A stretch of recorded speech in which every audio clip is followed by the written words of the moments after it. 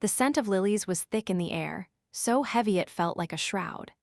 I sat in the front pew, my black dress feeling stiff and unfamiliar, and watched as people I hadn't seen in years filed past my brother's casket. They offered their condolences to his children, Mark and Sarah, who stood near the entrance of the funeral home, accepting sympathy with practiced, somber faces. No one looked at me. To them, I was just a part of the scenery, a quiet, gray-haired woman who had always been there, in the background of my brother Thomas's life. A piece of the furniture. My nephew, Mark, a man whose face had grown fleshy and perpetually disappointed, caught my eye for a fleeting second. There was no recognition, no warmth. Just a quick, dismissive glance before he turned back to a business associate who was patting his shoulder. Sarah, his sister, was more adept at feigning emotion. She dabbed at her dry eyes with a tissue, her perfectly manicured nails a stark contrast to the black of her dress. She hadn't spoken a single word to me since she arrived from the city yesterday. I lowered my gaze to my own hands, resting in my lap. They were not manicured. They were the hands of a woman who had spent the last 20 years caring for her brother, changing his bandages in the final years, cooking his meals, tending the garden he loved. These were the hands that had held his when he took his last breath. Mark and Sarah had been too busy to come to the hospital that last week. There was an important merger, Mark had said on the phone. Sarah had a charity gala she was co-chairing. "Aunt Alina," a voice beside me whispered. I turned. It was Mrs. Gable from next door. She had been our neighbor for 40 years, a kind woman with eyes that saw everything. She placed a warm, wrinkled hand over mine. "He was a good man, your brother." "Yes, he was," I managed to say, my throat tight. "Don't you pay them any mind," she added, her voice dropping lower, her gaze flicking towards Mark and Sarah. "They don't know the meaning of family, but you and Thomas, you two were the real family in that house." I gave her a weak smile, a silent thank you. She understood. She had seen it all. The years of me driving Thomas to his doctor's appointments while his children's cars were never in the driveway. The holidays I cooked for, only to have Mark and Sarah call at the last minute to cancel. The countless nights I sat with him on the porch, listening to him talk about his regrets, his biggest one being that his children had grown into strangers who valued stock portfolios more than people. Later, at the small reception held at the house I had lived in for more than half my life, the feeling of being invisible intensified. Mark and Sarah moved through the rooms with a proprietary air, speaking in hushed but excited tones with a man in a suit who I recognized as a local real estate agent. "The bones are good," the agent said, running a hand along the mahogany fireplace mantel. "A little updating in the kitchen, a new coat of paint, and you could get a premium price in this market." "We want a quick sale," Mark said, his voice carrying easily across the room. "No sense in letting it sit empty." Letting it sit empty. I was standing 10 feet away, holding a plate of food I couldn't eat. I had lived in this house since I was 35 when I moved in to care for our ailing mother. After she passed, Thomas, recently widowed himself, begged me to stay. "We'll be two old birds in a nest," he'd said, his eyes sad but hopeful. "We'll look after each other." And we had. For 25 years, this had been my home, my sanctuary, my entire world. Sarah joined them, her eyes scanning the room, not at the memories, but at the assets. "What about all this stuff?" she asked, waving a dismissive hand at the antique furniture, the collection of maritime paintings Thomas had spent a lifetime acquiring, the floor-to-ceiling bookshelves I had so lovingly curated. "We can have an estate sale company come in," Mark replied. "They'll clear it all out, take a percentage. It's the easiest way." He finally seemed to remember my existence, his eyes landing on me with a flicker of annoyance, as if I were a particularly stubborn stain on the carpet. He walked over, a false, paternal smile plastered on his face. "Aunt Alina," he began, his tone condescending. "I know this is a difficult time, but we do need to be practical. Sarah and I have decided it's best to sell the house as soon as possible." "I see," I said, my voice barely a whisper. "We were thinking," he continued, not noticing or not caring about the tremor in my voice, "that we could help you find a nice little place. A senior apartment maybe, Something more manageable for you." "Manageable?" I repeated, the word tasting like ash in my mouth. He made it sound like I was a doddering old fool, incapable of managing the home I had run single-handedly for decades. "Exactly," he said, patting my shoulder with a hand that felt heavy and cold. "Don't you worry about a thing. We'll handle everything." He walked away, rejoining his sister and the real estate agent, their conversation immediately turning to commission rates and closing costs.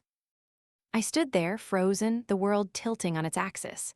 They were not just selling a house. They were discarding me, tossing me out along with the old furniture and the dusty books. After a lifetime of service, of quiet devotion and sacrifice, this was my reward, to be deemed unmanageable and placed in a box. I took a deep breath, the familiar scent of lemon oil and old paper filling my lungs, and then I smiled. It was a small, secret smile, one that no one saw. I looked at the portrait of Thomas hanging over the fireplace, his eyes twinkling as they always did. It felt as if he were looking right at me, sharing the joke, because there was something my dear nephew and niece didn't know. Something Thomas and I had been planning for nearly a decade. They thought they were in control. They thought they were handling everything. But the real handling had been done a long time ago by a man who knew his children far better than they knew themselves. My name is Alina Vance. I am 72 years old, and I was about to become their biggest problem. The days following the funeral were a blur of forced politeness and thinly veiled greed. Mark and Sarah stayed at the house, sleeping in their old childhood bedrooms, which I had kept pristine, ready for visits that never came. They treated me like a ghost in my own home. They would hold loud, important-sounding phone calls in the study, using words like liquidation and assets. They ate the food I cooked without a word of thanks, leaving their plates on the table for me to clear. It was as if I were the hired help, a silent, gray-haired servant whose only purpose was to facilitate their inheritance. One morning, I was in the kitchen, washing the breakfast dishes, when Sarah swept in, a cloud of expensive perfume trailing behind her. She was holding a small, porcelain figurine of a bluebird that had sat on the mantel for as long as I could remember. "Do you think this is worth anything?" she asked, turning it over in her hands, her eyes searching for a maker's mark. "It was a gift from your grandmother to your father on his 10th birthday," I said softly. "He cherished it." Sarah sighed, a puff of exasperated air. "That's not what I asked, Annalena. I asked if it was worth anything. You know, money." "I have no idea," I replied, my voice colder than I intended. "I never thought to put a price on it." She placed the bird back on the counter with a careless clink. "Well, everything has a price now," she said before walking out of the room. The call from the lawyer came on Wednesday. His name was Mr. Davies, a kind, elderly man who had been my brother's friend and legal counsel for over 30 years. He had sent a beautiful arrangement of white roses to the funeral with a simple card addressed only to me. It read, "Alina, Thomas was so proud of you. Stay strong." I answered the phone in the hallway, the only place I felt I could have a private conversation. "Alina, it's Howard Davies," he said, his voice warm and familiar. "How are you holding up?" "I'm managing, Howard," I said.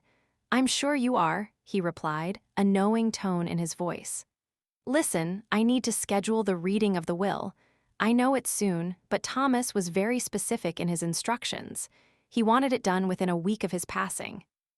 "Of course," I said, "whenever you're ready." "I've already spoken with Mark and Sarah," he continued. "They were quite insistent on a speedy timeline. I've scheduled it for Friday at 10 a.m. in my office. It's imperative that you are there, Alina." "They told me I probably didn't need to come," I confessed, my voice small. "They said it was just a formality." There was a pause on the other end of the line, followed by a dry chuckle. "Oh, I assure you, Alina, it is much more than a formality. Your presence is not just requested, it is required. Please, do not let them convince you otherwise." "I'll be there, Howard," I promised. When I hung up, I felt a strange mixture of dread and anticipation. The final act was about to begin. That evening, as I was preparing a pot roast for dinner, a meal Mark and Sarah had specifically requested, they cornered me in the living room. "Good news, Annalena," Mark announced, holding his phone as if it were a scepter. The will reading is Friday. After that, we can finally get the ball rolling on selling this place. The lawyer said I need to be there, I stated simply, not looking up from the book I was pretending to read. Sarah scoffed. Why? It's not like Dad had anything to leave you. You lived here rent-free for 30 years. I'd say that was a pretty generous gift, wouldn't you? I cooked and cleaned and cared for your father, I said, my voice shaking with a rage I had suppressed for decades. I managed this household. I nursed him through 3 major illnesses. I was not a freeloader, Sarah. I was his family. Oh, here we go, she said, rolling her eyes. The martyr routine. Look, no one is saying we don't appreciate what you did, but you can't expect to be paid for it. It was your duty. My duty? The word hung in the air between us, ugly and sharp. Be that as it may, Mark interrupted, ever the pragmatist. There's no reason for you to sit through a boring legal meeting. We'll be there. We'll handle it. Afterwards, we can sit down and talk about your living arrangements. Mr. Davies was very clear, I said, finally looking up and meeting his gaze. My own eyes were clear and steady. He said my presence was required. I will be there. The look on Mark's face was one of pure annoyance. It was the look a man gives a machine that has suddenly stopped working as expected. He was not used to me having an opinion, let alone stating it. He and Sarah exchanged a look, a silent communication that I knew was about my supposed senility, my stubbornness. Fine, Mark said with a shrug. Suit yourself. But don't say we didn't warn you it would be a waste of your time. That night I couldn't sleep. I walked through the dark, silent house, my hand trailing along the walls, the furniture, the books. Every object held a memory, a piece of a life that was about to be dismantled and sold to the highest bidder. I stopped in front of Thomas's study, his favorite room. The door was slightly ajar. I pushed it open and stepped inside. The scent of him, old books, pipe tobacco, and peppermint still lingered in the air. I ran my fingers along the spines of his beloved history books. Thomas had been a history professor, a man who believed that the past had lessons for all of us if we were only wise enough to listen. He had seen the avarice in his children from a young age and had been quietly saddened by it. They're good people, deep down, he used to tell me, trying to convince himself as much as me. They're just caught up in the modern world, the chase for more.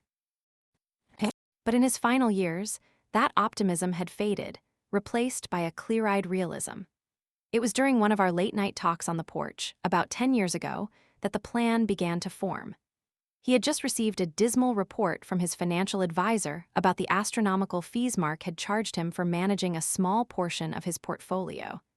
He's my son, Eleanor, and he's treating me like just another client to be fleeced, Thomas had said, his voice heavy with disappointment. And Sarah, she only calls when she wants a donation for one of her charities. Not for me, but for the photo opportunity it will provide. It was then that he laid out his idea. He wanted to leave a legacy, but not to them.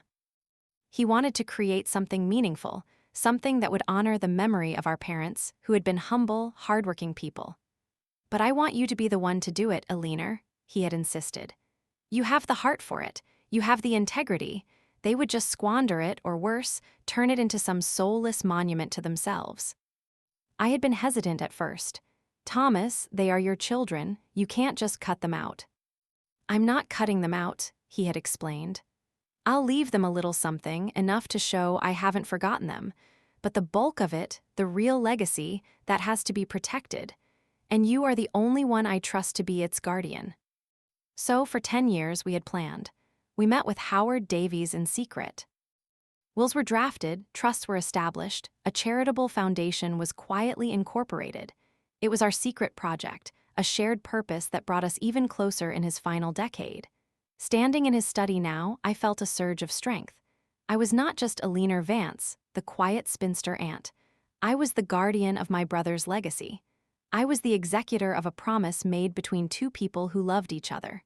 Friday was not the end of my story, it was the beginning. On Friday morning, I dressed with unusual care. I chose a simple but elegant navy blue dress, one Thomas had always liked.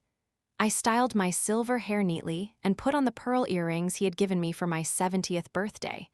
When I looked in the mirror, I saw not a victim, but a woman ready for battle. I came downstairs to find Mark and Sarah already waiting impatiently by the door. "It's about time," Mark grumbled, checking his expensive watch.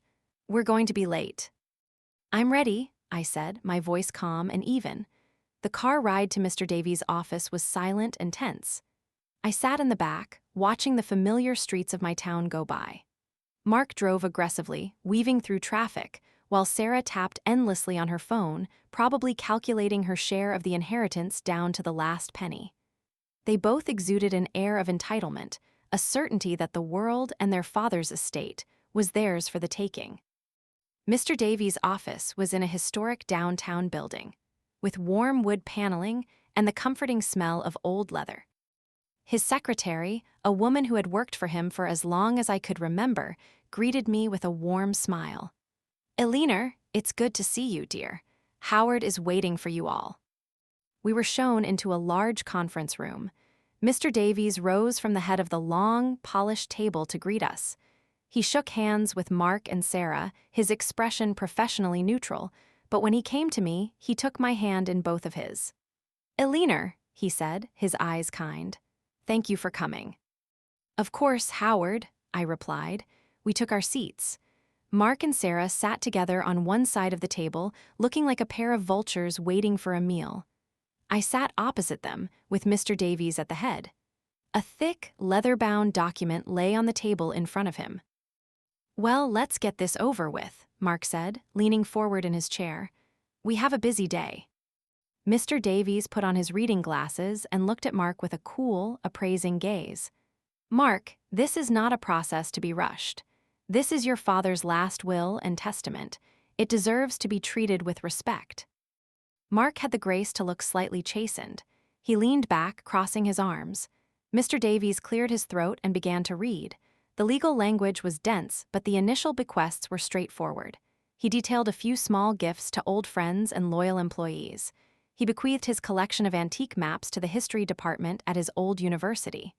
My heart fluttered in my chest. I knew what was coming. "Now," Mr. Davies said, pausing to look at Mark and Sarah. "We come to the matter of my children, Mark Thomas Vance and Sarah Eleanor Lowell." Sarah sat up straighter, a flicker of excitement in her eyes. Mr. Davies continued. "To my son, Mark, and my daughter, Sarah, I leave the sum of $50,000 each." He stopped reading. The silence in the room was deafening. Mark stared at him, his mouth slightly agape. 50,000. Sarah finally squeaked, her voice an octave higher than usual. "That's it. There must be a mistake. Dad's portfolio alone was worth millions." "There is no mistake," Mr. Davies said calmly. "But there is an additional clause. Please, let me read it." He adjusted his glasses. "I leave them this amount in the hopes that they will use it for reflection rather than acquisition. This sum is a symbolic representation of the care and attention they afforded me in my final years.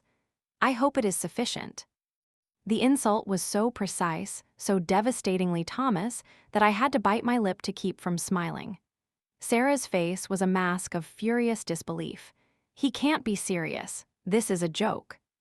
"He's not serious," Mark shouted, slamming his hand on the table, making the water glasses jump. He was an old man. He was losing his mind. "And you," he said, turning to me, his face purple with rage, his finger pointing directly at my face, "you did this. You twisted him. You poisoned him against his own children." "I did nothing of the sort," I said, my voice shaking but firm. "This is called undue influence." Sarah shrieked, jumping to her feet. She was his caregiver. "She took advantage of him. We're going to contest this. We'll see you in court, Aunt Eleanor. You won't get a penny of his real money." "If you would please sit down and allow me to finish," Mr. Davies said, his voice now carrying the steel of a seasoned litigator. "There is more, and it pertains to the rest of the estate." Grudgingly, they sat, their chests heaving, their eyes burning with hatred for me. "Very well," Mr. Davies said, turning a page. "Regarding the remainder of my estate, including all real property, stocks, bonds, investments, and personal effects, valued at approximately $12 million. Mark and Sarah leaned forward, a glimmer of hope returning. Perhaps there was a trust, something that superseded the initial insult. Mr. Davies looked up from the will, taking off his glasses. He looked directly at me. I leave it all in its entirety, without condition or reservation, to my beloved sister, Eleanor Vance. The room exploded. No, Sarah screamed, the sound raw and animalistic. This is insane. Mark bellowed, jumping up so forcefully his chair toppled over behind him. We are his children. That is our money, our birthright. According to this legally executed and notarized document, Mr. Davies said, tapping the will with his finger, it is Eleanor's money. Your father was of sound mind and body when he signed this a year ago. We have a video of the signing, as well as a psychiatrist's evaluation, per my recommendation, as Thomas anticipated you might react in this manner. The color drained from Mark's face. Sarah simply stood there, tears of pure rage streaming down her face, ruining her expensive makeup. They both stared at me, their gazes filled with a venom that was shocking to behold. They were not looking at their aunt. They were looking at a thief who had stolen their future. You'll be hearing from our lawyer, Mark snarled, grabbing his coat. He pointed a trembling finger at me again. This isn't over, not by a long shot. You may have the will, but we have lawyers who can break it. You will regret this, old woman. Sarah said nothing. She just gave me one last look of utter contempt before turning and storming out of the room behind her brother. The heavy door clicked shut behind them, leaving a profound silence in its wake. I let out a breath I didn't realize I had been holding. My hands were trembling. Well, Mr. Davies said, breaking the silence, that went about as expected. Yes, I said, finding my voice. Thomas knew them well. He certainly did, the lawyer agreed. He reached into a drawer and pulled out a different envelope, a thick, manila one sealed with wax and bearing Thomas's familiar handwriting. He left this for you as well. He said to give it to you only after the will had been read. I took the envelope with unsteady hands. This was it. This was part 2 of the plan. The part that Mark and Sarah, in their greed and anger, could never possibly comprehend. The money wasn't the point. It had never been about the money. It was about the promise. Thank you, Howard, I said, clutching the envelope to my chest. The fight is just beginning, Eleanor, he warned gently. They will contest it. It will get ugly. They will try to drag your name through the mud. I know, I said, a newfound strength flowing through me. But Thomas and I prepared for this. Let them try. I am not the meek little woman they think I am. Howard Davies smiled, a genuine, admiring smile. No, Eleanor, he said, I don't believe you are. I walked home from Mr. Davies' office. I didn't want to take a taxi. I needed the air, the feel of the solid pavement beneath my feet. The town I had lived in my whole life seemed both familiar and strange, as if I were seeing it through a new set of eyes. The world had not changed in the last hour, but I had. The weight of $12 million was a heavy thing to carry, but the weight of the promise I had made to Thomas was even heavier. It was a good weight, though, a solid weight. It was a purpose. The house was silent when I let myself in. The air was still thick with the lingering scent of Sarah's perfume and Mark's angry, impotent rage. The half-eaten plate of roast beef I had left on the counter last night was still there, a sad testament to a meal that had turned to ashes in my mouth. I cleared it away, washed the plate, and dried it, the simple, methodical actions a comfort in the swirling chaos of my thoughts. I made myself a pot of tea, just as I had done every day for the last 30 years. I took my favorite cup, the one with the tiny, hand-painted violets, and carried it into Thomas's study. I sat down in his big leather armchair, the one that still held the faint impression of his body, and placed the manila envelope on the desk in front of me. My hands trembled as I broke the wax seal. Inside was not a legal document, but a stack of pages covered in my brother's familiar, elegant script. I took a deep breath and began to read. My dearest Eleanor, if you are reading this, then the first part of our little drama has played out. I imagine it was not pleasant. I am sorry to have put you through that, but it was a necessary cruelty. To understand the future I hope you will build, you must first understand the past that I so regret. You know I loved my children. A part of me will always love the little boy who collected bottle caps and the little girl who believed in fairies. But I have spent the last 20 years mourning them, Eleanor. I have mourned them as if they were gone, because in every way that matters they are. They were replaced by two strangers who bear their faces but lack their hearts. Strangers who measure a person's worth by their net worth and who see love not as a gift but as a transaction. I failed them. I see that now. I gave them everything they wanted, but I failed to teach them the value of anything that couldn't be bought. I indulged their whims, celebrated their material successes, and hoped that one day they would grow out of their shallowness. I was a fool. Greed is not a phase, my dear sister. It is a cancer. And it has consumed my children whole. This money, this house, this estate to them, it is just a pile of assets to be liquidated. They would have sold it all, taken the cash, and it would have disappeared into the black hole of their insatiable lifestyles within a few years. My legacy, our parents' legacy of hard work and quiet dignity, would have been reduced to a down payment on a bigger yacht for Mark or a more ostentatious charity wing for a museum with Sarah's name on it. I could not allow that. That is where you come in, Eleanor. My rock, my conscience, my truest friend. You have been the heart of this family for so long, the quiet, steady beat that no one else bothered to listen to. You have a kindness and an integrity that money could not buy and has not corrupted. You see the value in a child's laughter, in a well-tended garden, in a book shared between friends. That is true wealth. So this is not just an inheritance, Eleanor. It is a responsibility. It is a mission. Inside this envelope, you will find the incorporation papers for the Vance Foundation for Community and Education. It has been established for 10 years, quietly dormant, waiting for its steward. You are the sole director. The entire estate is now the endowment for this foundation. I have not left you a fortune to spend, my dear sister. I have left you a fortune to give away, but not in the way Sarah does, by writing checks to have her name put on a plaque. I want you to get your hands dirty, the way you always have. I want this foundation to be personal, local, and real. I want you to start a scholarship fund at the community college for single mothers who want to go back to school. I want you to buy the old Milligan building downtown and turn it into a free after-school arts and music center for children who can't afford lessons. I want you to fund the mobile library so it can reach the rural parts of the county again. I want you to save the local historical society from bankruptcy. You know what this town needs, Eleanor. You have lived in its heart your whole life. You have seen the struggles of our neighbors, the quiet desperation of good people trying to make ends meet. Now you have the power to help them, not as a handout, but as an investment in our shared humanity. Of course, you must take care of yourself first. The will is ironclad. The money is legally yours to do with as you please.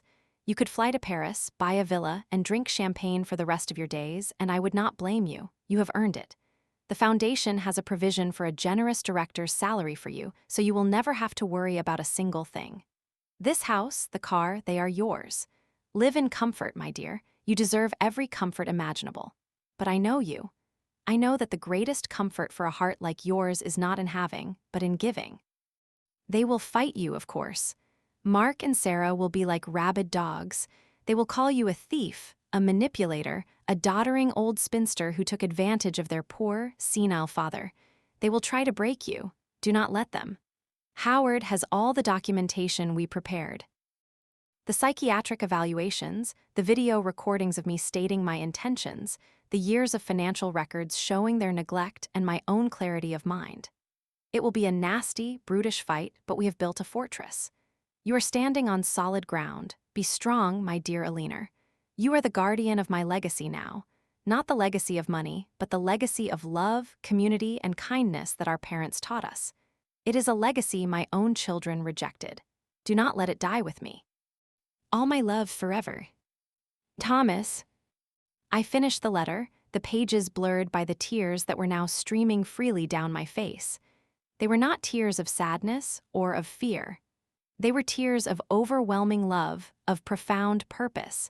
I was not alone in this fight. Thomas was right here with me, his words a shield, his faith in me a suit of armor. I carefully folded the letter and placed it back in the envelope, along with the official-looking documents for the foundation. I sat there for a long time in the quiet of his study, letting the weight and the wonder of it all settle over me. $12 million. A foundation. A new life, a new purpose, at 72 years old. It was terrifying. It was exhilarating. I must have been sitting there for an hour when I heard the front door slam open with a force that rattled the windows. Heavy, angry footsteps stomped into the hall. "Eleanor," Mark's voice boomed through the house. "Where are you? We need to talk." I took one last, steadying breath, stood up, and walked out of the study to face my brother's children. They were standing in the middle of the foyer, their faces blotchy and contorted with rage.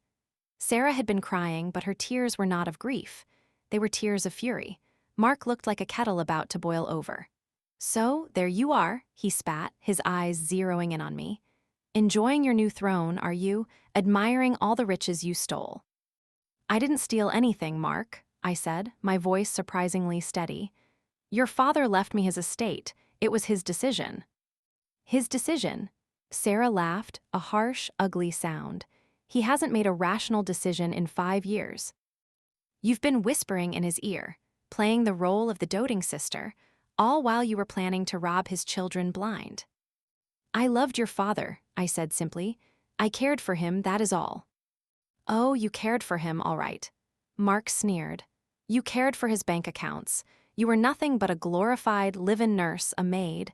And he paid you, didn't he? He paid you with our inheritance." "This house is ours." Sarah suddenly shrieked, her voice cracking. "My grandfather built this house. It belongs to the Vance family, not to some barren old spinster." The cruelty of her words hit me like a physical blow. Barren.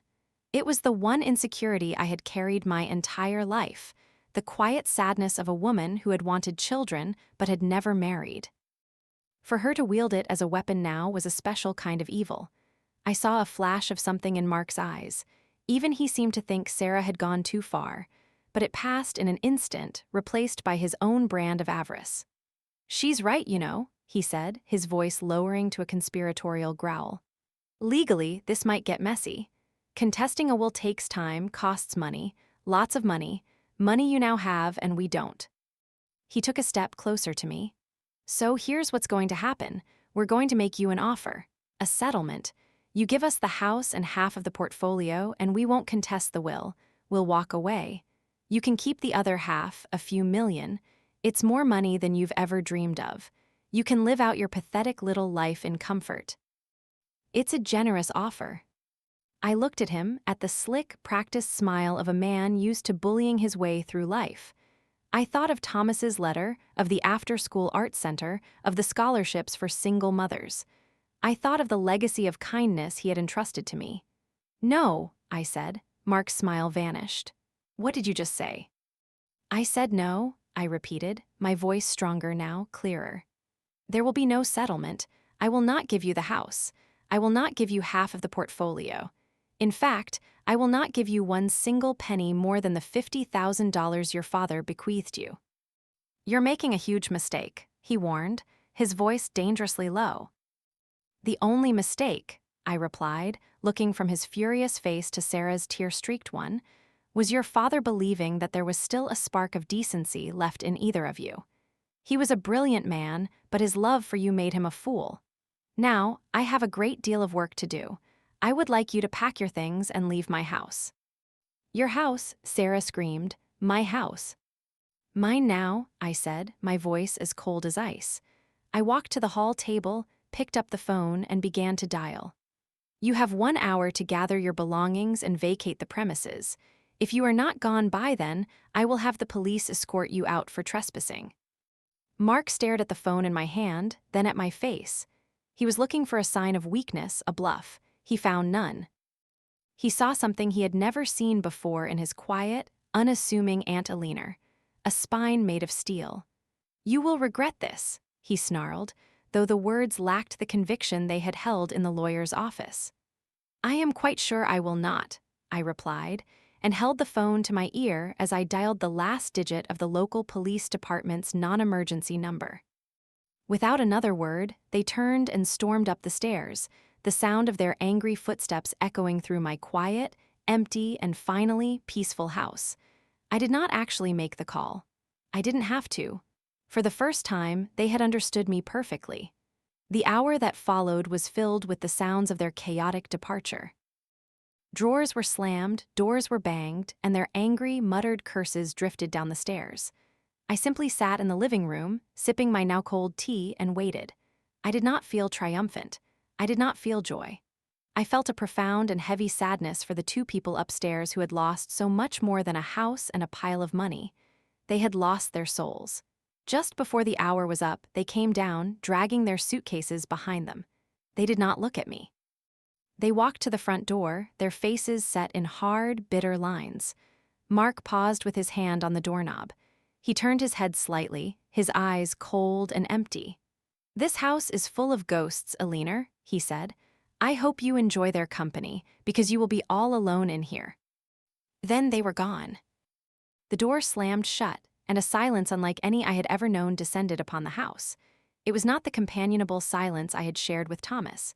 It was the absolute, total silence of being utterly and completely alone. For a moment, Mark's words echoed in my ears. All alone. A wave of panic, cold and sharp, washed over me. Could I do this? Could I truly stand against them and manage this enormous responsibility by myself? The feeling was so overwhelming I felt I might suffocate. I stood up and paced the living room, my hands clasped tightly together. The house suddenly felt enormous, a cavernous space filled with shadows and memories. I walked to the window and looked out at the street. I saw Mrs. Gable across the way, tending her rose bushes, her familiar, stooped form a small anchor in my swirling sea of anxiety. Without thinking, I walked out my front door, crossed the street, and opened her small garden gate. "Agnes," I said, my voice catching in my throat. She looked up, her brow furrowed with concern when she saw my face. She immediately put down her trowel and pulled off her gardening gloves. "Alina, dear, what is it? You look like you've seen a ghost." "Worse," I said with a weak, watery smile. "I've seen the future. Could I possibly come in for a cup of tea?" "Of course, dear," she said, bustling me towards her back door. "You come sit down, you tell old Agnes everything." And I did. Sitting in her warm, sunlit kitchen, surrounded by the smell of cinnamon and the cheerful ticking of her grandfather clock, I told her everything. The will reading, the rage, the confrontation, Thomas's letter, the foundation. I laid out the whole impossible, terrifying, wonderful story. She listened patiently, her kind eyes never leaving my face, nodding in all the right places. When I finished, she simply reached across the table and patted my hand. "Well," she said, with a wry smile. "It seems Thomas had more sense than any of us gave him credit for. And you, Alina Vance, are a stronger woman than you know." "But I'm so afraid, Agnes," I confessed. "They are going to come after me with everything they have. They have powerful lawyers. They will lie and cheat and try to destroy me. And I'm just me." "Nonsense," she scoffed. "You are not just you. You are Thomas Vance's sister. You are a woman who has single-handedly cared for this community in quiet ways for 50 years. Do you know how many people in this town have a story about your kindness? The casseroles you bring when someone is sick, the books you lend, the advice you give. They see you. They know who you are." She got up and refilled our teacups. "Mark and Sarah think this will be fought in a courtroom. They're wrong. A battle like this is fought in the hearts of the community. And in that arena, my dear, they don't stand a chance." Her words, so simple and so certain, were like a balm to my frayed nerves. She was right. I wasn't alone. I had friends. I had a community. And now I had a mission that was bigger than my own fear. When I walked back to my house an hour later, the sun was beginning to set, casting long shadows across the lawn. The house no longer looked cavernous or frightening. It looked like a headquarters. It looked like home. My home. The first letter from their lawyer arrived 2 days later, delivered by a grim-faced courier. It was thick with legal jargon, but the accusations were clear and vile. It painted me as a cunning, manipulative parasite who had systematically isolated a vulnerable old man. It accused me of emotional abuse, of financial coercion, of orchestrating a diabolical scheme to steal my brother's fortune.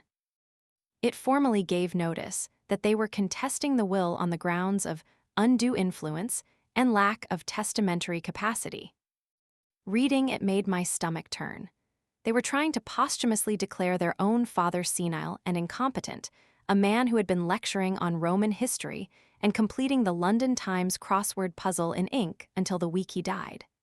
They were willing to desecrate his memory, to burn his reputation to the ground, just for a chance at his money. I called Howard Davies immediately and read him the worst passages. He listened without interruption. "It's standard practice, Aliner," he said when I had finished, his voice calm and reassuring. "It's the legal equivalent of a toddler throwing a tantrum. They throw everything at the wall and hope something sticks. Don't let it get to you. They're calling their father a doddering fool, Howard. Yes, and we have 3 eminent physicians, a psychiatrist, and a dozen of his university colleagues who will testify under oath that he was one of the sharpest minds they ever knew. Let them bring it on. This is what the discovery process is for." He explained that the next few months would be unpleasant. Their lawyers would demand depositions where they would ask me invasive, insulting questions for hours on end. They would subpoena my financial records, my phone records, my personal journals if I had any. They would be looking for any scrap of information they could twist into a weapon. "Their goal is to wear you down," he concluded. "They hope you will get so tired, so beaten down by the process, that you'll agree to that settlement they offered. They are counting on you to be the timid mouse they've always believed you to be." "Then they are going to be very disappointed," I said, a cold, hard resolve solidifying in my chest. True to Howard's prediction, the next few months were a form of psychological warfare. I began my work with the foundation, a task that brought me immense joy and purpose. I met with the head of the community college to begin structuring the scholarship fund. I contacted a commercial real estate agent to inquire about the old Milligan building. Each step I took toward fulfilling Thomas's vision felt like a victory, a testament to the trust he had placed in me. But intertwined with this good work was the ugly reality of the legal battle. I spent 2 full days in a sterile conference room being deposed by a slick, condescending lawyer Mark had hired, a man who looked like a shark in a $1,000 suit. He asked me the same questions over and over, trying to trip me up. "Isn't it true, Ms. Vance, that you never paid a dime in rent for the 30 years you lived in your brother's house?" "My brother and I had an arrangement," I replied calmly for the 10th time. "I managed the household, and he provided the roof over my head. It was a partnership." "A partnership, or was it a calculated dependency? Were you not completely reliant on him for your financial survival?" "I was reliant on my brother for his love and companionship, as he was for mine," I said, looking him directly in the eye. "That is something I doubt you would understand." They interviewed my neighbors, my friends, even the checkout girl at the grocery store. They were looking for anyone who would say I was a manipulator, a schemer. But all they found were people like Mrs. Gable, who told them in no uncertain terms that Aliner Vance was a saint and that Mark and Sarah were a disgrace to their father's name. The most painful part was seeing how they twisted my relationship with Thomas. They took the beautiful, symbiotic partnership we had built and tried to paint it as something sordid and transactional. It was in desecration of our love, and it was the one thing that truly fueled my anger and my determination to win. I wasn't just fighting for the money anymore. I was fighting for Thomas's honor and for my own. Did you like my story so far? I would love to know which city you're listening from. Please let me know in the comments below. Your support means the world to me, and you can help me continue creating stories by sending a super thanks. Thank you for being a part of Mama Lottie Stories. Now back to our story.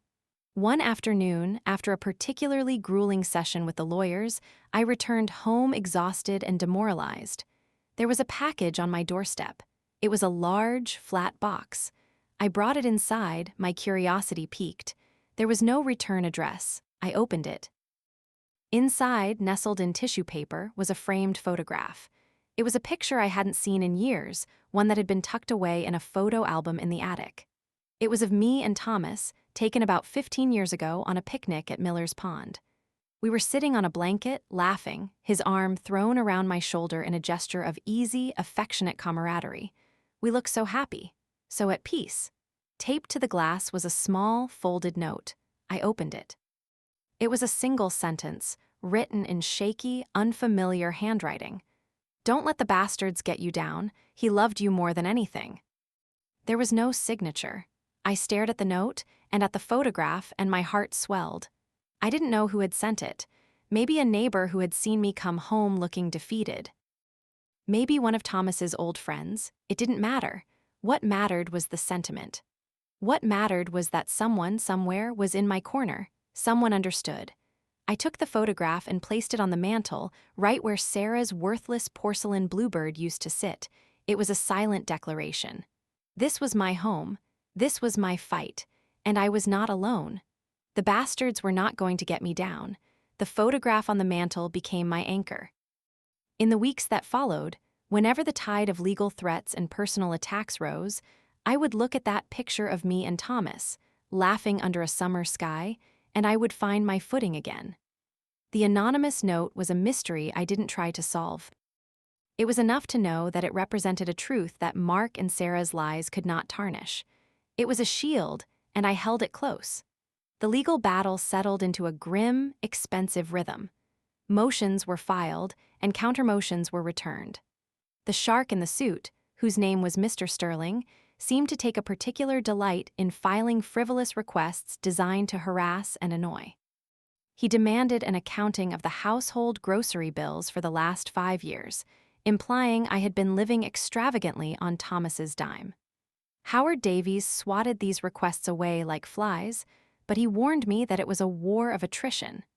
They were trying to bleed the estate dry with legal fees, hoping to force a settlement. They're spending their potential inheritance to fight for their inheritance, Howard noted with a dry irony during one of our weekly calls. The $50,000 Thomas left them will be long gone, I'm sure. They're likely running up significant debt to fund this. That's a sign of desperation, Eleanor, and desperate people make mistakes. I refused to let their ugly war dictate the pace of my new life. I had a mission to fulfill. My first, most tangible goal was the old Milligan building. It was a 3-story brick structure on a neglected corner of downtown, its windows boarded up, its facade covered in grime and faded advertisements from a bygone era. It had once been a bustling department store where my mother used to take me for a treat, a place of wonder and possibility. Now it was just a monument to decay. But in my mind's eye, I could see it transformed. I could see light streaming from its windows, hear the sound of children's laughter and music echoing from its rooms. I hired a commercial real estate agent, a brisk, no-nonsense woman named Brenda, who confirmed what I already suspected. The owner is a man named Arthur Henderson. He inherited it 20 years ago and has let it rot ever since. He's a notorious curmudgeon.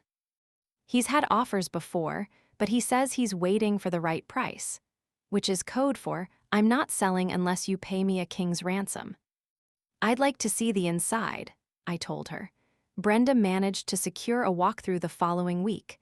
Arthur Henderson himself was there to unlock the heavy, chain-wrapped doors. He was a small, sour-faced man in his late 60s, with suspicious eyes that darted around as if he expected us to try and steal something.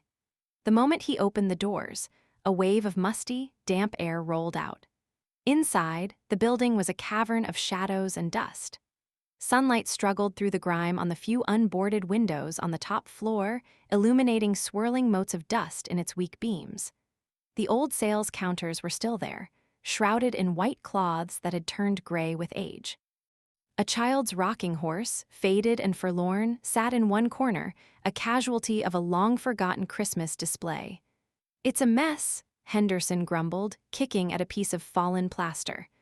"Gonna take a lot of work to make it right, a lot of money." "It has good bones," I said, my voice echoing in the vast space. I ran my hand along a carved wooden pillar, feeling the solid, sturdy oak beneath the grime. I could see it. I could see the potential shimmering beneath the layers of neglect. "The roof needs work," he continued, his voice a litany of complaints. "Plumbing's shot. Electrical's a fire hazard waiting to happen." Everything can be fixed, I said, more to myself than to him. Brenda, the agent, walked around, taking notes and measurements, her face professionally impassive. But I noticed her eyes linger on the high, pressed-tin ceilings and the grand, sweeping staircase that was half buried in debris. As we were leaving, locking the chains behind us, I turned to Mr. Henderson. "It's a wonderful building, Mr. Henderson. It has a great deal of history." He just grunted. "History doesn't pay the bills, lady." Back in the sunlight, Brenda shook her head. "He's going to be tough. He's asking a price that's at least 30% over the market value for a derelict property." "Make him an offer," I said. Brenda raised an eyebrow. "Eleanor, his asking price is outrageous. We should start low, negotiate." "No," I said, a decision forming in my mind. Thomas had taught me that sometimes the most direct path was the best. Offer him his full asking price, all cash, a quick closing, no inspections, no contingencies. Brenda stared at me, her mouth slightly open. "You can't be serious. That's leaving a fortune on the table. He'll think you're a fool." "Let him," I said. "I'm not buying a property, Brenda. I'm buying a future for the children of this town. That's worth more than a few percentage points. Please, just draw up the offer." She shook her head in disbelief, but a small smile played on her lips. "Okay, boss," she said. "It's your money. One outrageous, non-negotiable offer coming right up." The news of my offer spread through the town's gossip network like wildfire. The story got more elaborate with each telling. I had offered double the asking price. I was an eccentric heiress. I was a shrewd developer with secret plans. The one thing everyone agreed on was that something was happening with the old Milligan building. For the first time in 20 years, there was a buzz of excitement about that forgotten corner of downtown. It was exactly the kind of attention I wanted to avoid, but it was also a necessary side effect. The Vance Foundation was no longer just a legal entity on paper. It was a tangible force, making waves in the community. And that, I knew, would infuriate Mark and Sarah more than anything. The inevitable phone call from Howard Davies came a few days later. "Eleanor, Mr. Sterling is on the warpath," he said, his voice grim. "They've just filed an emergency motion to freeze the estate's assets." My heart sank. What does that mean? "It means they're asking a judge to prevent you from spending any money from the estate until the will contest is resolved. They're claiming that your offer on the Milligan building is proof that you are being fiscally irresponsible, that you are squandering the assets that are rightfully theirs." "But it's for the foundation," I protested. "It's exactly what Thomas wanted." "I know that, and you know that, but all Sterling has to do is plant a seed of doubt in a judge's mind. He's painting you as a naive old woman on a spending spree with money that isn't hers. If the judge grants the motion, everything stops. The scholarship fund, the purchase of the building, everything." The panic I had felt after kicking Mark and Sarah out of the house returned, cold and sharp. This was a direct assault on the foundation, on Thomas's dream. They were trying to strangle his legacy before it could even draw its first breath. "What do we do, Howard?" I asked, my voice trembling. "We fight it," he said, his voice firm. "The hearing is next Tuesday. I'll handle the legal arguments, but Eleanor, I need something from you. I need to show the judge that this isn't some personal whim.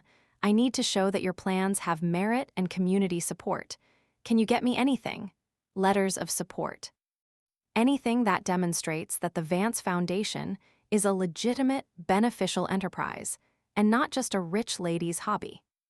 After I hung up, I sat in silence for a long time. The weight of the responsibility felt immense. I had to fight a legal battle on one front and a public relations battle on another. For a moment, I felt the familiar urge to retreat, to shrink back into the quiet life I had always known. But then I looked at the photograph on the mantel. I saw Thomas's smiling, confident face, and I knew what I had to do. I started by calling the president of the community college, Dr. Miller, a woman with whom I had begun to plan the scholarship program. I explained the situation, the legal threat, the need to demonstrate community support. "Say no more, Eleanor," she said without hesitation. I've seen what a second chance can do for a woman trying to better her family's life. What you're doing is vital. I'll write a letter myself, and I'll have the board of trustees sign it as well. We'll have it on your lawyer's desk by morning. Next, I called the head of the local historical society, a group that was on the verge of closing its doors due to lack of funding. I had only had one preliminary meeting with them, but I had pledged the foundation's support. When I explained the situation, their response was just as swift. Then I did something that the old Aliner would never have dared to do. I called the editor of the local newspaper, the Woodhaven Chronicle. "My name is Aliner Vance," I began, my heart pounding. "I am the director of the new Vance Foundation.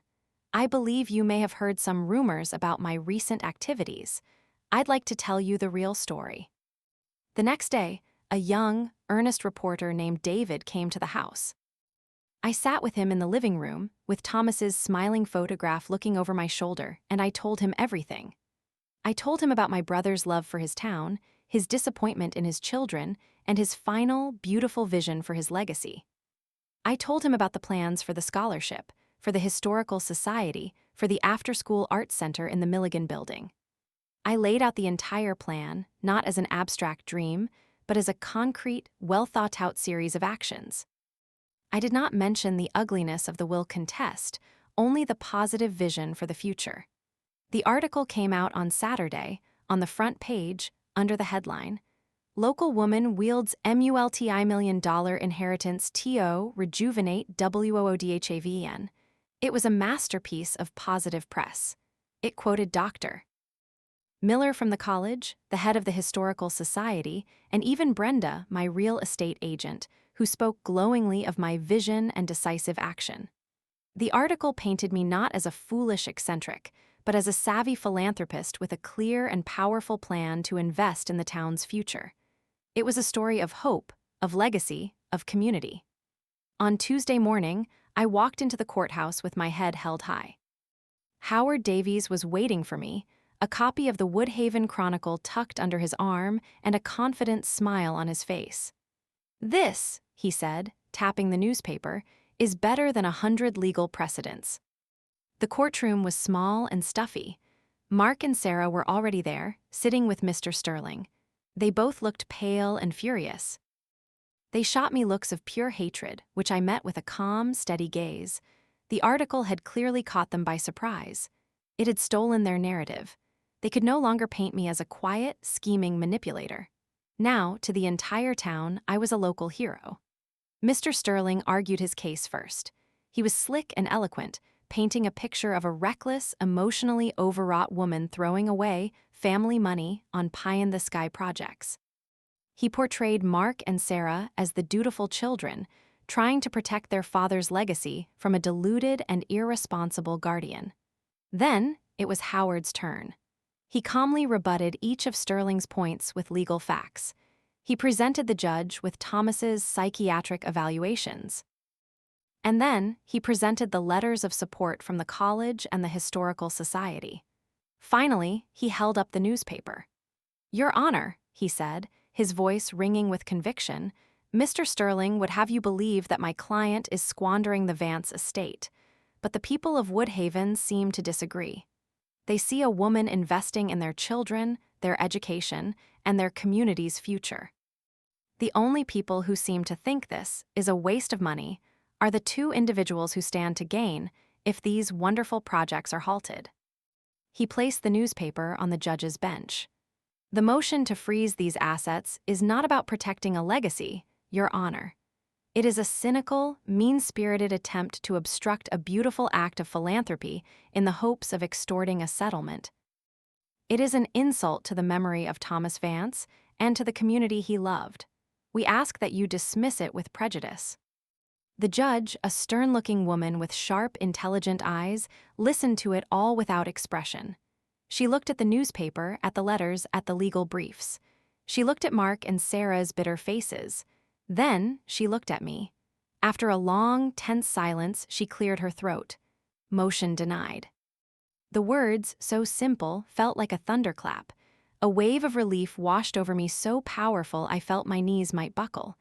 Across the room, I saw the color drain from Mr. Sterling's face. Mark slammed his fist silently on the table in front of him. Sarah just stared into space, her expression one of utter defeat. We had won. It was only the first battle, but it was a major one. They had tried to stop me, and they had failed. The Vance Foundation was free to move forward. Thomas's legacy was safe for now. As we left the courtroom, a small victory in a long war, I knew that the fight was far from over. But for the first time, I felt the undeniable, exhilarating truth of it. I was winning. The drive back from the courthouse was a quiet one. Howard sat in the passenger seat of my car, looking out the window, a small, satisfied smile on his face. The victory was a temporary reprieve, and we both knew it, but it was a victory nonetheless. They had thrown their first real punch, and we had not only blocked it, we had made them look like fools in the process. "They'll be furious," Howard said, finally breaking the silence as we pulled up in front of his office. This wasn't just a legal loss for them, it was a public humiliation. Be prepared, Eleanor. They're going to come back twice as hard and twice as dirty. "Let them," I said, and the words felt truer than anything I had ever said. The fear was still there, a cold knot in the pit of my stomach, but it was no longer in charge. Purpose was. I have work to do. And I did. The judge's decision had not just been a denial of their motion, it was a green light for Thomas's dream. The very next day, I called Brenda, my real estate agent. "The offer stands, Brenda," I said, my voice clear and firm. "Let's close on the Milligan building as soon as humanly possible." Brenda, who had been in the back of the courtroom to show her support, let out a whoop of joy. "You got it, Eleanor. I'll have the papers drawn up today. That curmudgeon Henderson won't know what hit him." The closing was scheduled for the following Friday. It took place not in a stuffy office, but right on the sidewalk in front of the building itself. It was Brenda's idea, a small piece of theatricality that I secretly loved. Arthur Henderson showed up looking as sour as ever, his hands shoved in his pockets, his eyes squinting against the bright morning sun. He grumbled as he signed the papers on the hood of Brenda's car, barely looking at the cashier's check for the full, outrageous amount I had offered him. When the last document was signed, Brenda handed me a large, old-fashioned iron key. "It's all yours, Eleanor," she said, her smile as bright as the sun. I stood there for a moment, the heavy key cool in my palm, and looked up at the building. My building, the Foundation's building. A wave of emotion, so powerful it almost buckled my knees, washed over me. "Well," Mr. Henderson grunted, startling me, he hadn't left. He was just standing there, looking at the building with a strange expression on his face. "You got your way." "Mr. Henderson," I said, turning to him, "thank you, I know this building meant something to you." He scoffed, but there was no real heat in it. Meant nothing but taxes and headaches. My wife, though, my Helen, she loved this place. When she was a little girl, her father would bring her here every Saturday to buy a ribbon for her hair. She said it was like a palace. He looked away, his eyes misty. She passed 10 years ago. I've had developers sniffing around ever since, wanting to tear it down for a parking lot or some glass box monstrosity. Helen would have hated that. He finally looked at me, his suspicious eyes appraising me in a new light. "You're that Vance woman from the paper, the one with the crazy ideas." "I am," I said with a small smile. "An art center for kids, huh?" He said, a note of something that wasn't quite derision in his voice. Helen would have liked that. She played the piano. He cleared his throat, suddenly embarrassed by his moment of vulnerability. "Well, don't mess it up," he grumbled, before turning and shuffling down the street without another word. I stood there, clutching the key, and I understood. I hadn't just bought a building. I had become the custodian of a memory, of 1,000 memories, just like his wife Helen's. This project was bigger than me, bigger than Thomas's will. It was about the town itself. The first thing I did was hire an architect. I chose a young woman named Maria, whose small firm was known for its innovative work in restoring historic buildings. She came to the first meeting with her eyes sparkling with enthusiasm, her head full of ideas. "We don't want to erase the history, we want to reveal it," she said, pacing through the dusty main floor. "We'll pull up these old linoleum tiles and refinish the original hardwood. We'll restore the pressed tin ceilings. We'll make this grand staircase the heart of the building again." She saw exactly what I saw, and she had the vocabulary and the skill to make it happen. While Maria drew up the blueprints, I focused on the other pillars of the foundation. I met with Dr. Miller and officially signed the documents creating the Vance Second Chance Scholarship for women returning to education. We decided the first 3 scholarships would be awarded for the upcoming spring semester. The thought of it filled me with a quiet, profound joy. My life fell into a new, busy, and deeply fulfilling routine. I spent my mornings at the house, dealing with foundation paperwork and having phone calls with Howard. My afternoons were spent at the Milligan building, now a hive of activity as crews began the careful work of clearing out debris and securing the structure, or in meetings with community leaders. I ate lunch at the local diner, where the waitresses now called me a leaner and refused to let me pay for my coffee.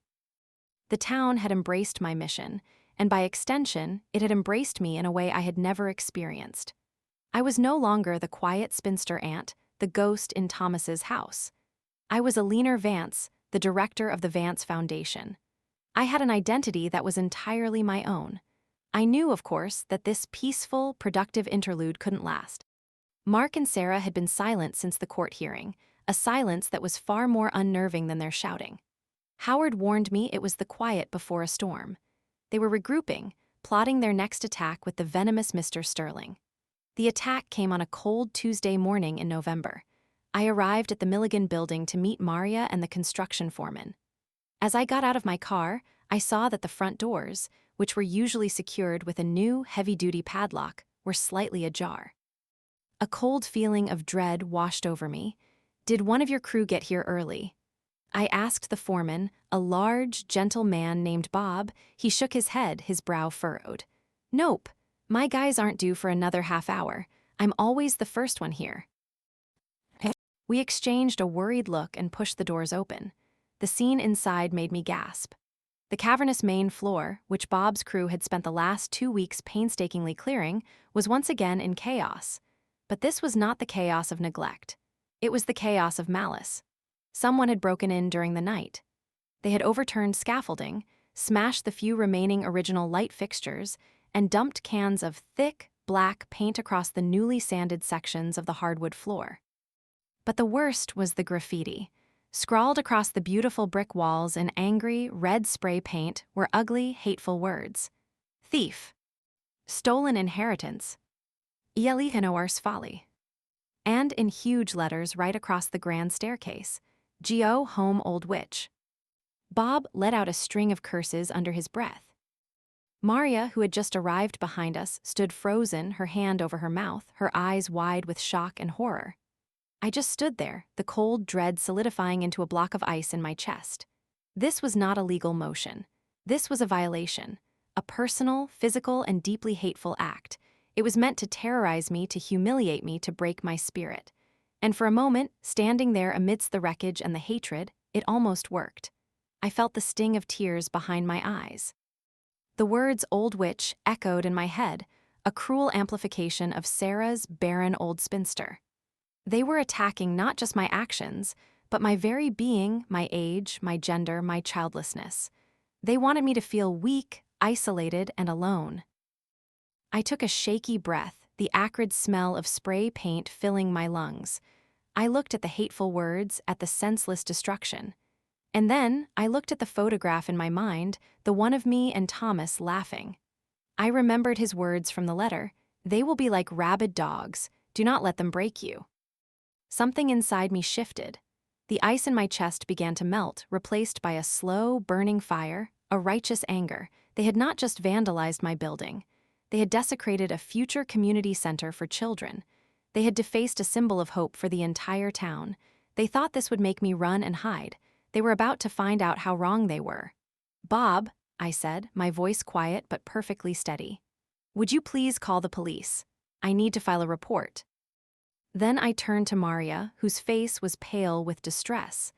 "Maria, I know this is awful, but I need you to document everything. Take pictures of all the damage, every last bit of it." Then I took out my own phone, but I wasn't calling Howard.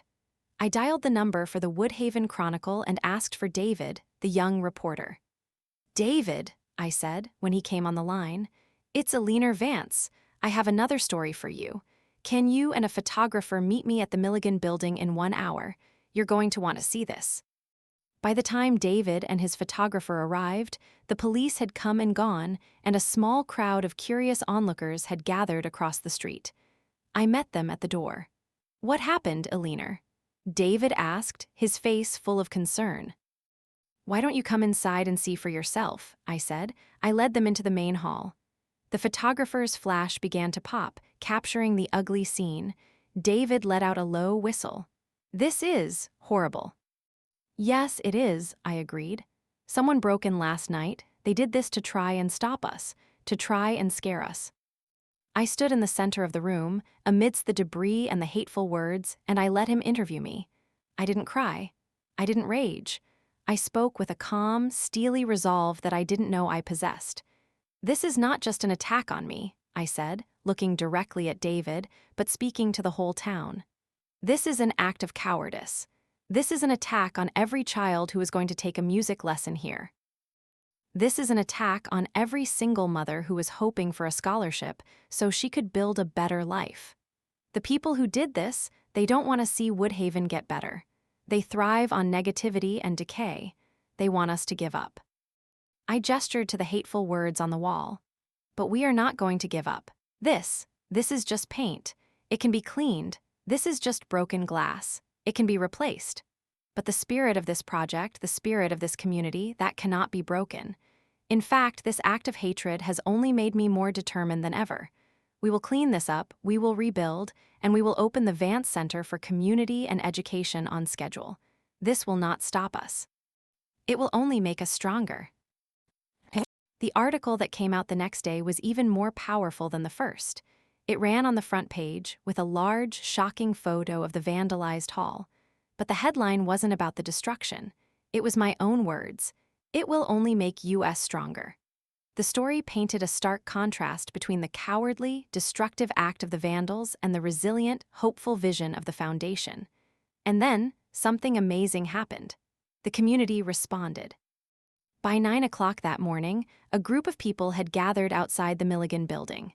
It started with Bob and his construction crew, who showed up with buckets and scrapers, ready to work for free. Then came Mrs. Gable with a thermos of hot coffee and a box of donuts. Then Dr. Miller from the college. Then the members of the Historical Society. Soon, there were dozens of people, shop owners, teachers, high school students, people I knew and many I had never met, all showing up, asking how they could help. The vandalism, the act that was meant to isolate and defeat me, had done the exact opposite. It had galvanized the entire town. It had turned an abstract idea of community support into a living, breathing, working reality. I stood on the sidewalk, watching as my neighbors, my friends, my community streamed into the building, their faces set with determination. They were scrubbing the walls, picking up the debris, their collective energy a powerful rebuke to the hatred that had been unleashed in the dark. Howard Davies called me in the middle of it all. "Alina, I just saw the paper," he said, his voice thick with emotion. "You are a brilliant, brilliant woman." "It wasn't me, Howard," I said, watching a group of teenagers carefully cleaning the paint from the grand staircase. "It was them. It was the town." "They may not have signed their names, Alina, but I know who's behind this," he said, his voice turning grim. "And this changes things. This isn't just a legal dispute anymore. This is a criminal act. It's harassment. It gives us new avenues to pursue, but it also tells me one other thing." "What's that?" I asked. "It tells me they are completely, utterly desperate," he said, "and they are done playing by any rules. They've just shown they are willing to break the law to get what they want." Which means, Alina, that the personal attacks are only going to get worse from here. They're not just digging for financial dirt anymore. I guarantee you, right now, they are digging into your past, looking for anything they can use to destroy your character once and for all. The days following the vandalism were a blur of activity, a testament to the town's unexpected and fierce loyalty. The Milligan building, which had been a symbol of my solitary mission, transformed into a communal barn raising. My quiet project had become the town's project. People I had only known as faces in the grocery store aisle became partners, friends. A retired plumber offered to inspect the building's ancient pipes for free. A group of women from the church auxiliary organized a lunch rotation for the volunteer workers. The high school art teacher, a young woman with paint-splattered glasses, asked if her students could design a mural for one of the interior walls. I moved through the cheerful chaos in a daze of gratitude. The hateful red graffiti was the first thing to go, scrubbed away by dozens of hands until the old brick was clean again. Every swipe of a rag, every scrape of a trowel, felt like a personal act of defiance against Mark and Sarah's venom. They had meant to sow fear and had reaped a harvest of unity instead. The story in the Chronicle had turned the tide completely. I was no longer just a wealthy woman with a plan. I was a symbol of the town's own resilience. The attack on the building was seen as an attack on Woodhaven itself, and my refusal to back down was their refusal. It was a strange and humbling position to be in. Even Brenda, my perpetually professional real estate agent, was swept up in the emotion of it all. She showed up one afternoon in jeans and a sweatshirt, a scraper in her hand. "My grandmother used to work at the perfume counter in this store," she told me, her eyes shining as she looked around at the flurry of activity. "She'd be so proud to see this. We're all proud of you, Alina." Amidst the positive momentum, Howard's warning echoed in the back of my mind. They are digging into your past. I tried to push the thought away to focus on the good work in front of me. What past did I have, after all? My life had been a quiet, predictable, and largely uneventful river. I had cared for my mother, then for my brother. I had lived in the same house for 40 years. I had no skeletons in my closet, or so I believed. I had forgotten that some closets have doors that were locked so long ago, you forget they were ever there. The first hint that they had found something came in a strange, roundabout way. It was a phone call from a woman who introduced herself as a genealogist. She said she was doing research for a client and was trying to trace the Vance family line. Her questions were odd and specific, not about births and deaths, but about a particular period of time. "I'm trying to locate hospital records from the greater Woodhaven area from the winter of 1968, she said, her voice smooth and professional. "It's a long shot, I know, but I was told you might be an authority on the family's history." The winter of 1968. The words landed like stones in a quiet pond. My hand, holding the receiver, began to tremble. I was 25 years old in the winter of 1968. It was the year I had disappeared. "I'm sorry," I said, my mouth suddenly dry. "I can't help you." I hung up the phone, my heart hammering against my ribs. For 40 years, I had not thought about the winter of 1968. Not really. I had packed it away in a box, tied it with string, and shoved it into the deepest, darkest corner of my mind. It was a different lifetime, a different Alina. A young, naive girl who had fallen in love with a traveling salesman with easy promises and a smile that didn't quite reach his eyes. A girl who found herself alone, pregnant, and terrified in an era when such a thing was a life-ruining scandal. Thomas was the only one who knew. He had been a young, married professor at the time, his own children still toddlers. When I had called him, hysterical and ashamed, he hadn't judged me. He had simply gotten in his car, driven the 100 miles to the shabby apartment I was living in, and taken over. He was the one who found the small, private maternity home in a distant town, a place where girls in trouble went to disappear for a few months. He was the one who drove me there, who paid the bills, who told our parents that I had taken a temporary job as a companion to an elderly woman on the coast. He was the one who held my hand when I cried, who brought me books to read, who promised me that my life was not over. And he was the one who was there, his face etched with a pain that mirrored my own when I signed the papers. When I handed my tiny, perfect, nameless baby girl over to the adoption agency, knowing I would never see her again. It was the only choice, they had all said. For my future. For hers. The most loving thing a mother could do, the nurse had cooed, was to give her child a life with a mother and a father, a life of stability, a life I could not provide. It felt less like love and more like an amputation of the soul. The genealogist's call brought it all back with a terrifying, visceral clarity. They knew. Mark and Sarah, through their soulless private investigators, had unearthed my secret. They had found the one thing in my life that I was truly ashamed of, the one wound that had never fully healed. And I knew, with a certainty that made me sick, that they would use it. They would take the most painful and private moment of my life and turn it into a weapon. Did you like my story so far? I'd love to hear from you in the comments, and don't forget to tell me which city you're listening from. Your support helps Mama Lottie stories bring you more tales like this one. You can show your support by sending a super thanks. Now let's get back to our story. The official attack came a week later. It arrived not as a phone call or a public confrontation, but as a sleek white envelope delivered by a courier. It was from Mr. Sterling's office. Inside was a single sheet of paper, a letter addressed to Howard, but it was clearly meant for me. "Dear Mr. Davies," it began.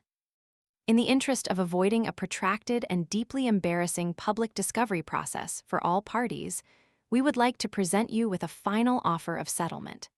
As you know, we are contesting the will of Thomas Vance on the grounds of undue influence. We are now prepared to amend our claim to include the argument that your client, Ms. Eleanor Vance, is morally unfit to act as the steward of such a significant charitable trust. Our research has uncovered that in 1968, Ms. Vance gave birth to an illegitimate child, which she subsequently abandoned. We have obtained a copy of the child's original birth certificate, with the mother's name listed as Eleanor Vance. We are also in possession of a sworn affidavit from a genealogist who has confirmed the details. We believe that a judge, and indeed the public, would find it highly questionable that a woman who abandoned her own child should be entrusted with a multi-million-dollar foundation dedicated to community welfare. The hypocrisy is, to be frank, staggering. Our offer is this. Ms. Vance agrees to turn over 70% of the estate to our clients and to resign as director of the foundation. In return, the enclosed evidence regarding her past will not be submitted to the court or released to the press. You have 48 hours to consider this offer. We believe you will find it is in your client's best interest to accept. I read the letter 3 times. With each reading, the words seemed to burn deeper. Illegitimate, abandoned, morally unfit, hypocrisy. They had taken my private tragedy and twisted it into a caricature of monstrousness. They were painting me as a villain, a hypocrite, a woman who had callously thrown away her own child. The pain was so intense, so overwhelming that I could barely breathe. The shame I had carried for 50 years came roaring back, a tidal wave that threatened to drown me. My first instinct was to fold. To give them the money, the house, the foundation, anything to make them stop. Anything to keep my secret buried. For 50 years, I had been Eleanor Vance, the quiet, respectable spinster. The thought of the whole town, of Mrs. Gable, of Brenda, of Dr. Miller, of all the people who had rallied around me, knowing this secret, seeing me not as a hero, but as a fallen woman, it was unbearable.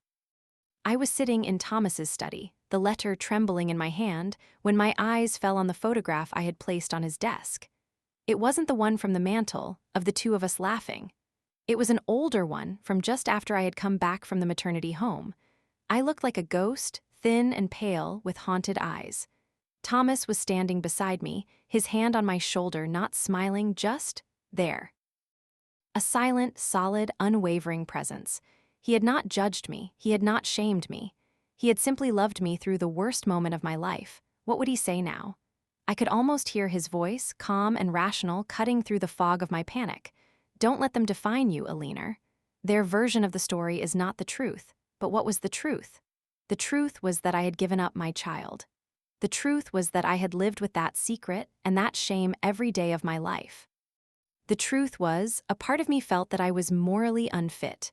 What right did I have to build a center for other people's children when I hadn't been a mother to my own? I stumbled out of the study and into the kitchen, my mind reeling. I had to talk to someone, not Howard. This wasn't about the law. This was about the heart. I picked up the phone and dialed the number for the one person in the world who had always offered me simple, unvarnished, and unwavering common sense. "Agnes," I said, when my neighbor answered, my voice a choked whisper. Can I please come over? I didn't have to say another word. The kettle's on, dear, she said. Come right now. I walked across the street, clutching the hateful letter in my pocket, feeling like a condemned woman walking to the gallows. I sat at her kitchen table, the same table where I had confessed my fears weeks ago, and I told her the whole story. The boy, the baby, the home, the adoption. The secret I had carried for a lifetime. And then I showed her Sterling's letter. She read it slowly, her lips pressed into a thin, angry line. When she finished, she put the letter down and placed her warm, wrinkled hand over mine. Her eyes were not filled with shock or pity or judgment. They were filled with a fierce, protective anger. Those disgusting, filthy, heartless little monsters, she said, her voice trembling with rage. To do this to you, to take a pain like that and use it as a weapon, there is a special place in hell for people like them. They're right, though, aren't they? I whispered, the shame finally spilling over in hot tears. I did it. I gave away my own baby. I am a hypocrite. Stop that right now, Agnes said, her voice sharp. You listen to me, Alina Vance. The year was 1968. I remember 1968. A nice girl from a good family, in your situation, you had no choices. None. You did what you had to do to survive, and you did what you thought was the best for that child. That wasn't an act of abandonment. That was an act of sacrifice. A heartbreaking, soul-crushing sacrifice that you have paid for every single day of your life. That is not a story of shame, Alina. That is a story of a mother's love in its most painful form. I looked at her, my vision blurred by tears. They think this is your weakness, she continued, her eyes boring into mine. They think this is the secret that will make you crumble. But what if it isn't? What if it's your greatest strength? What if this story, your real story, is the most powerful thing you have? I stared at her, not understanding. Don't you see? She said, her voice softening. They want to tell a twisted, ugly version of this story to destroy you. So what do? You tell the true version first. You take their weapon and you melt it down and you forge it into a shield. You own your story, Alina. You tell it with the dignity and the pain and the love that was actually there. You let the people of this town see you, not as a perfect saint on a pedestal, but as a real woman who has known profound suffering and has survived it. You show them that your desire to help this community doesn't come from some lofty, removed place. It comes from here. She tapped her chest, right over her heart. It comes from a place of deep, personal understanding of what it means to be in pain and to need help. Her words settled over me, a radical, terrifying, and strangely liberating idea. Tell the story, my story, on my own terms. Take the thing I was most ashamed of and hold it up to the light. It was the last thing they would ever expect. It was the one move they could not possibly have a counter for. I walked back to my house, Agnes's words echoing in my mind. The fear was still there, a frantic fluttering in my chest. But for the first time, there was something else alongside it, a tiny, fragile flicker of hope. A sense that this moment of profound crisis could be something else entirely. It could be a moment of liberation. I went into Thomas's study and stood before his portrait. I looked into his kind, intelligent eyes. I know what I have to do, Thomas, I whispered. And it is going to be the hardest thing I have ever done. But I am not going to let them win. I am not going to let them destroy our dream. I picked up the phone, my hand steady now. I did not call Howard. I did not call Mr. Sterling. I called David, the young reporter at the Woodhaven Chronicle. David, I said, my voice clear and resolved. It's Alina Vance. I have one more story for you. And this time, it's about me. The interview took place the next morning in my living room. I insisted. This was not a story to be told in a newsroom or over the phone. It was a story that had to be told in my home, the place where so much of my life, both seen and unseen, had unfolded. David arrived with his photographer, both of them looking somber. I had told him on the phone that the subject was deeply personal, and their professional gravity was a small, unspoken kindness. I sat in my favorite armchair, the one with the slightly faded chintz, a cup of tea untouched on the table beside me. I had not slept. I had spent the night walking through the dark rooms of my house, revisiting the ghost of my 25-year-old self. I had cried. I had raged. And then a strange, quiet calm had settled over me. The calm of a soldier who has accepted the terms of the battle ahead. "Thank you for coming," I began, my voice a little shaky at first. I looked not at the reporter's notebook or the camera lens, but directly into David's young, compassionate eyes. Yesterday, my nephew and niece, through their lawyer, presented me with an ultimatum. I took a breath and laid it all out. I told him about the letter, the accusations, the threat to expose a secret from my past to force me to abandon the foundation. I did not spare them. I used their own words: morally unfit, abandoned, hypocrisy. Then, with my heart pounding a rhythm of terror and release against my ribs, I told him the story. My story. I went back to the winter of 1968. I spoke of the boy, of my naivete, of my terror. I spoke of my brother's kindness, a beacon in the darkest time of my life. I spoke of the quiet, lonely months in the maternity home, a place of hushed whispers and shared shame. And then I spoke of the baby. My voice broke for the first time. "She was beautiful," I whispered, the memory as clear and sharp as if it were yesterday. She had a full head of dark hair and the tiniest, most perfect hands. I held her for 6 hours, and in those 6 hours I had to make a decision that would shape the rest of my life. I had no money, I had no husband. My family would have been disgraced, and my daughter, she would have been labeled illegitimate for her entire life. So I did the only thing I could think of to do. I signed the papers.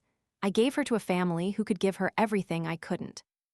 I looked up, tears streaming down my face, but I did not stop. The letter you read from my nephew's lawyer calls this an act of abandonment. I call it the most difficult act of love I have ever performed. It was a sacrifice that broke my heart, and it is a pain I have lived with every single day for the past 47 years. It is not my shame, it is my sorrow. I told him how that sorrow had shaped me, how it had given me a deep and abiding empathy for others who were struggling, for women who felt alone and without choices, for children who needed a safe and nurturing place to grow. "So, yes," I said, my voice gaining strength, "my nephew and niece are correct about one thing. This foundation is not some abstract idea for me. It is deeply, profoundly personal." When I established the Second Chance Scholarship, I was thinking of girls like me, girls who made a mistake and deserved a chance to rebuild their lives. When I planned the Arts Center, I was thinking of all the children, my own included, who deserved a place to discover their own beauty and worth. My past doesn't make me morally unfit to do this work. My past is precisely why I am so committed to it. I look directly at the camera now. My nephew and niece believe they can use my past to blackmail me, to shame me into silence. They believe that the people of this town will see me as a hypocrite, but I have more faith in my neighbors than that. I believe they will see this for what it is, a cruel, desperate attempt by two greedy people to destroy something beautiful. They have asked me to resign and give them the money. My answer is no. I will not be blackmailed. I will not be shamed. And I will not abandon this foundation. It is the most important work of my life.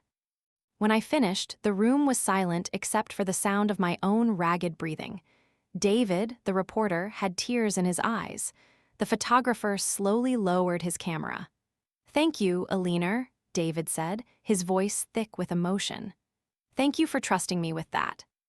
"The truth is the only thing I have left to fight with," I replied. The article came out the next day, not as a standard news item, but as a full-page feature, an open letter from me to the town of Woodhaven. The headline was simple and powerful: "MY Story." It was my voice, my words, my truth, laid bare for the whole world to see. It was the most terrifying thing I had ever done. I didn't leave the house that day. I couldn't. I unplugged the phone, drew the curtains, and waited for the verdict of my town. I braced myself for the whispers, the stares, the judgment. Around noon, my doorbell rang. My heart leaped into my throat. I crept to the window and peered through the curtains. It was Mrs. Gable holding a large, foil-covered dish. My first instinct was to hide, to pretend I wasn't home, but her back was to the street. She was standing on my porch as a protector, a sentry. I opened the door. She didn't say a word. She just stepped inside, put the dish, a still-warm lasagna on the hall table, and pulled me into a fierce, strong hug. "You brave, brave woman," she whispered into my hair. "We are all so proud of you." And then the bell rang again, and again, and again. All afternoon, a steady stream of people came to my door. They didn't come to gawk or to whisper. They came bearing gifts like offerings. Casseroles, cakes, bouquets of flowers from their own gardens. Dr. Miller from the college came and gave me a hug, telling me that the first applications for the scholarship had just come in and that my story had inspired 3 more women to apply. Brenda, my real estate agent, brought a bottle of wine and a promise to personally oversee the mural project at the center. Bob, the construction foreman, just came to the door, took off his hard hat, and said, "We've got your back, Alina. Don't you worry." The most moving moment came late in the afternoon. A young woman I had never seen before stood on my porch, shifting nervously from foot to foot. She looked to be in her early 20s. "Ms. Vance?" she asked timidly. I read the article. I'm one of the women who applied for your scholarship. I'm a single mom, I have a 3-year-old son, and I wanted to thank you for being brave enough to tell your story. It made me feel less alone." After she left, I closed the door, leaned against it, and slid to the floor, weeping. But for the first time in 47 years, they were not tears of shame or sorrow. They were tears of relief, tears of gratitude, tears of a liberation so profound it felt like I could fly. My secret, the thing I thought would destroy me, had become my greatest strength. It had connected me to my community in a way I never thought possible. They didn't see a fallen woman. They saw a survivor. They saw a real person, flaws and all, who was trying to do something good in the world. The response from Mark and Sarah's side was immediate and apoplectic. Mr. Sterling filed an emergency motion accusing me of jury tampering in the court of public opinion and of trying to garner sympathy through salacious and self-serving confessions. The judge dismissed it in less than 5 minutes, noting wryly that he could not, in fact, issue a gag order on the entire town of Woodhaven. Their ultimate weapon had not just misfired, it had exploded in their faces. They had tried to paint me as a monster, and in doing so, they had revealed the true monsters, themselves. The story was no longer about my secret past, it was about their cruelty. Howard called me that evening. "I've just had the most interesting conversation with Mr. Sterling," he said, and I could hear the triumphant grin in his voice. He was shouting. Something about his clients being unable to go to the local country club without being ostracized. Apparently, several prominent members cornered Mark on the golf course and suggested his membership might be up for review. "Oh dear," I said, a smile spreading across my face. "Indeed," Howard chuckled. "They've completely lost the public relations war, Alina, and they know it. They have nowhere left to go. The character assassination failed. The legal maneuvers have failed. They are hemorrhaging money on Sterling's fees. They are backed into a corner." "So what happens now?" I asked. "Now," he said, his voice turning serious, "we go on the offensive. Now we finish this." Howard's plan was simple and brilliant. He filed a motion not just to have their contest dismissed, but to have them declared frivolous litigants. He argued that their entire case had been built on malice, harassment, and an attempt at blackmail, not on any legitimate legal grounds. If the judge agreed, Mark and Sarah could be held liable not only for their own lawyers' fees, but for the massive legal bills the estate had incurred defending itself against their baseless attacks. The final court date was set. This was not a hearing on a minor motion. This was for the whole thing. This was for the dismissal of their case. For the first time, Mark and Sarah would have to show some actual evidence that Thomas was incompetent and that I had manipulated him. An impossible task. The night before the court date, as I sat in the quiet of my living room, the phone rang. It was a number I didn't recognize. I hesitated, then answered. "Hello." "Aunt Alina." The voice was strained, unfamiliar. It took me a moment to place it. It was Sarah. She sounded like she had been crying. "Sarah," I said, my voice neutral. Mark and I got your lawyer's latest motion," she stammered. "The one about the legal fees. He's saying we might have to pay for everything, for both sides." That is what the motion asks for, yes, I said calmly. But that would be hundreds of thousands of dollars. She cried. It would ruin us. Mark would lose his business. We would have to sell my house. We'd have nothing.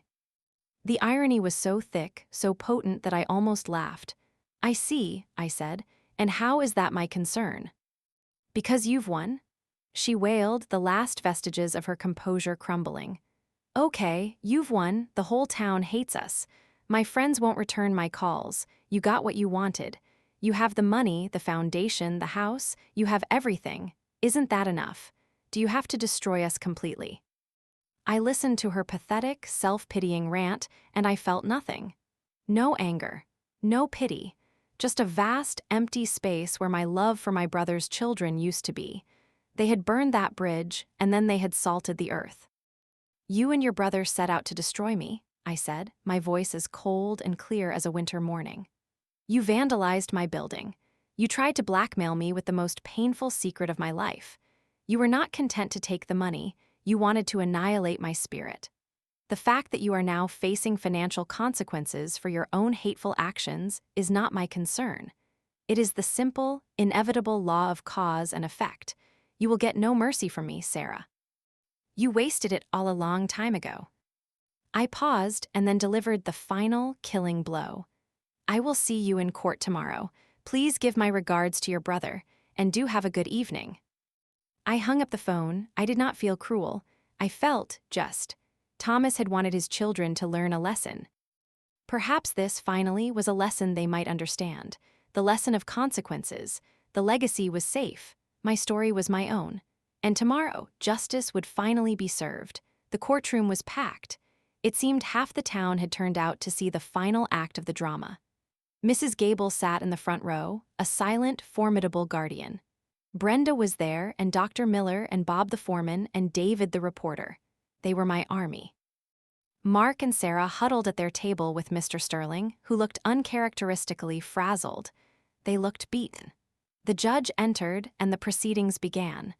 Mr. Sterling made a weak, rambling argument, presenting no new evidence. Then Howard rose. He didn't argue. He didn't need to. He simply said, "Your Honor, the plaintiffs have presented no credible evidence to support their claims. This case has been a malicious and costly campaign of harassment from the beginning.